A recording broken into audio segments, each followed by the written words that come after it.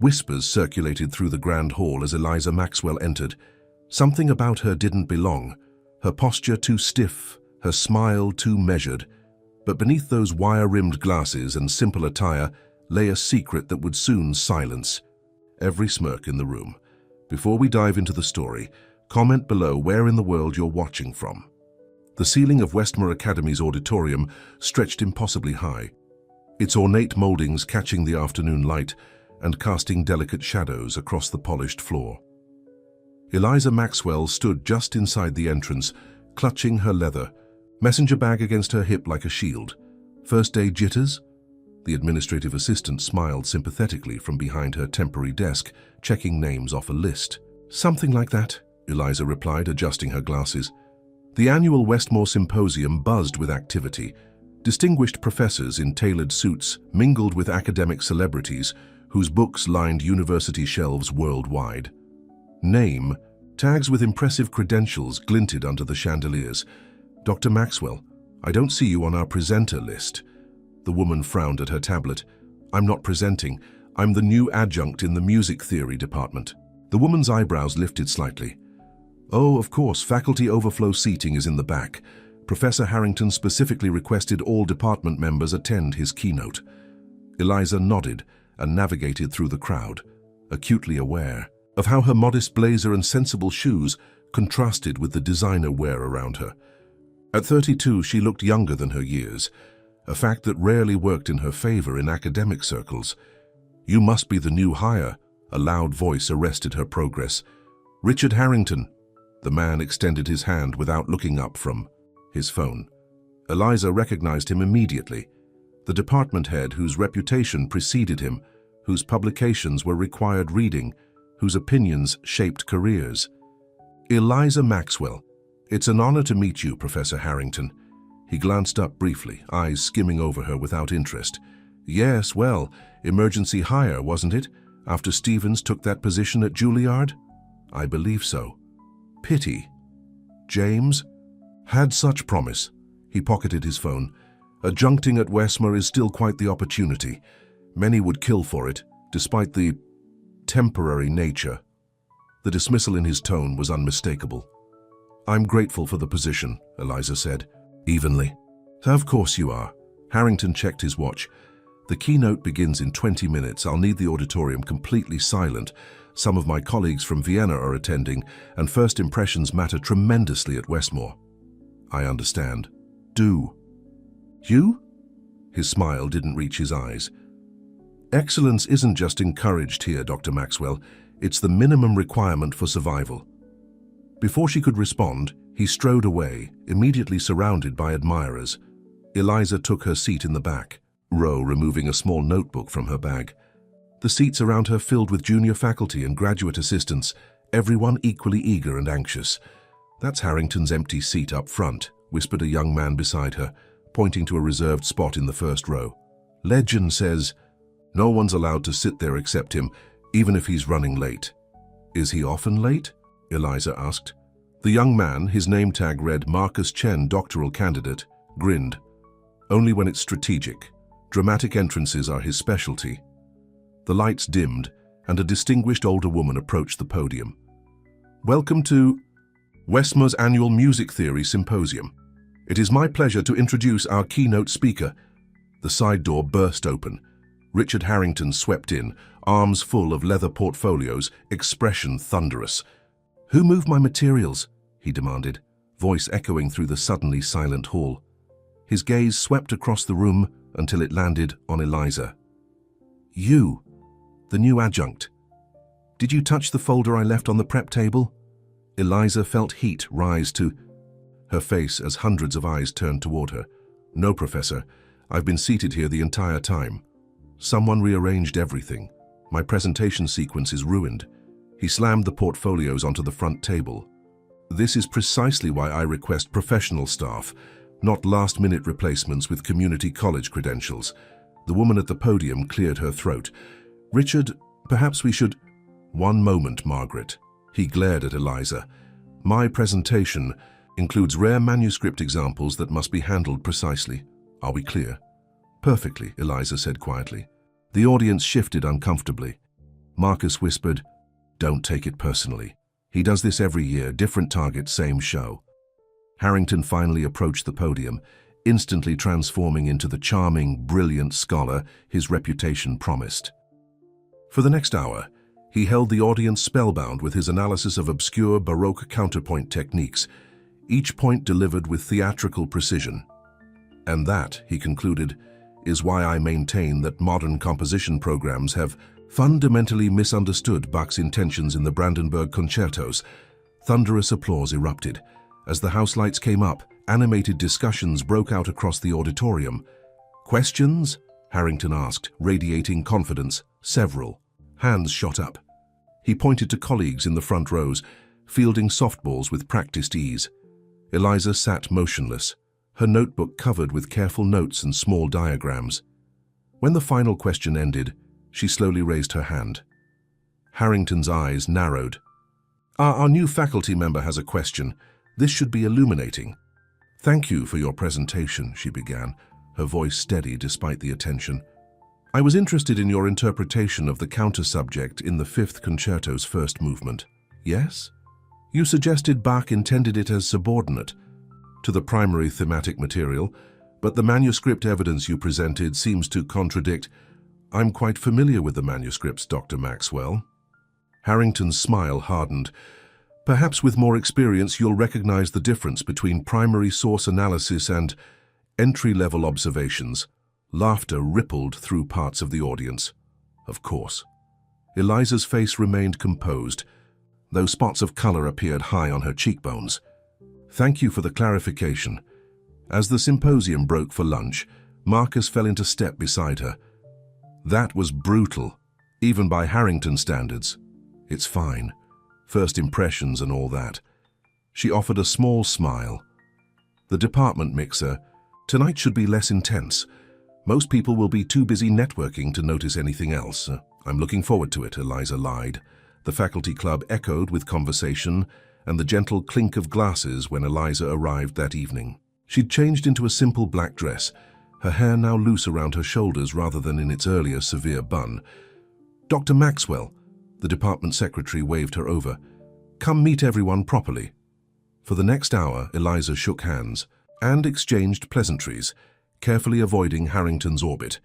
She found herself in conversation with a visiting professor from Berlin when a familiar voice cut through the ambient noise. "Absolutely tragic rendition of Chopin's Ballade earlier. Wouldn't you agree, Victor?" Harrington gestured toward the grand piano where a graduate student had been playing. Technical facility, but not an ounce of understanding. The small group around him nodded sagely. "Perhaps someone else would like to attempt it," a woman in an emerald dress suggested. "Show how it should be done. Most here aren't qualified to demonstrate," Harrington laughed. His gaze swept the room and landed on Eliza. "Dr. Maxwell, you teach our introduction to keyboard theory, correct? Perhaps you could illustrate proper technique for our students." The invitation was clearly meant as a setup for further humiliation. "I believe there are more qualified pianists present," Eliza demurred. "Nonsense, this is precisely why we have teaching faculty, to demonstrate fundamentals." Harrington's voice carried through the room, drawing attention. "Unless you'd prefer not to?" The challenge hung in the air. Declining would confirm his dismissive assessment. Accepting risked public failure. "Just the opening passage would suffice," he added with false generosity. Conversations hushed as Eliza made her way to the piano. She sat on the bench, adjusted it slightly, and placed her hands on the keys. "The Ballad No. 1 in G minor," she said quietly. Opus 23. She began to play. The opening notes filled the room, measured and questioning. As the familiar melody unfolded, her touch remained controlled, almost tentative. Harrington's smile grew increasingly smug. Then the tempo increased, and everything changed. Eliza's fingers flew across the keys with startling precision. Each phrase sang with emotional clarity. Each technical challenge vanished beneath her hands, as though the impossible passages were simple scales. The room fell completely silent, except for the music that now commanded every corner of the space. When the final notes resonated through the suddenly still faculty club, Eliza lifted her hands from the keys and folded them in her lap. For 3 heartbeats, nobody moved. Then the visiting professor from Berlin whispered audibly, "Mein Gott." Applause erupted, spontaneous, stunned, and genuine. Eliza stood and stepped away from the piano, her expression neutral despite the flush spreading across her face. Harrington stared at her, his mouth slightly open, his usual poise shattered. "Where did you study?" he finally managed. "Curtis Institute, then Juilliard." She spoke softly, but in the attentive silence, everyone heard. "Before teaching, I performed with the London Philharmonic for 6 years as a soloist." "That's impossible," he sputtered. "Your CV lists my married name. My performance credits are under my maiden name, Eliza Kostova." Recognition dawned on several faces in the crowd. The emerald-dressed woman gasped. "The Tchaikovsky competition gold medalist? That Kostova?" Eliza nodded once, then turned to Harrington. "If you'll excuse me, Professor, I should prepare for tomorrow's classes." She walked steadily toward the exit, the crowd parting before her. Behind her, the room exploded into excited conversation. In the hallway, Eliza pressed trembling hands against the cool marble wall and took a deep breath. 6 years since she'd performed publicly. 6 years since she'd allowed herself to play without restraint. "Dr. Maxwell?" Marcus appeared in the doorway. "That was... I don't even have words. Just... Eliza is fine. Everyone's talking about you. So in there. Harrington looks like he swallowed a lemon." A small smile tugged at her lips. "Not the impression I intended to make on my first day." "Are you kidding? It was brilliant." His excitement bubbled over. "But why are you teaching intro classes? You should be running the performance program." "I stepped away from performing after my husband died," she said simply. "Teaching suits me now." Before Marcus could respond, the department secretary hurried out. "Eliza, the dean wants to speak with you immediately." The next morning, Richard Harrington paced in front of the department office, checking his watch repeatedly. When Eliza appeared at the end of the hallway, he straightened his tie. "Jotdar." "Maxwell." His tone was carefully neutral. "May I have a word?" She approached with measured steps. "Of course. I've been informed that the dean has offered you a revised position." He cleared his throat. "Head of Performance Studies with tenure track." He mentioned the possibility. "I see." Harrington's jaw tightened. "And your decision?" "I'm considering it." He nodded stiffly. "Your credentials are obviously impeccable. The department would benefit from your expertise." "Thank you. I should acknowledge that my behavior yesterday was unprofessional." Eliza studied him, noting the effort this pseudo-apology cost him. "We all have difficult first days, Professor Harrington." Indeed, relief flickered across his face. "Will you be attending the faculty meeting this afternoon?" "I will." "Good. Good." He hesitated. "Perhaps you might consider performing at our winter showcase. The donors would be exceptionally impressed." The old Eliza would have declined immediately, retreating to the safety of anonymity. Instead, she found herself considering the possibility. "I'll think about it." Harrington nodded and turned to leave, then paused. "You play differently now than your recordings. It's more..." He struggled to find the word. "Authentic." "Loss changes how you interpret certain pieces," she said quietly. Understanding passed between them, brief but genuine. "See you at the meeting, Dr. Maxwell."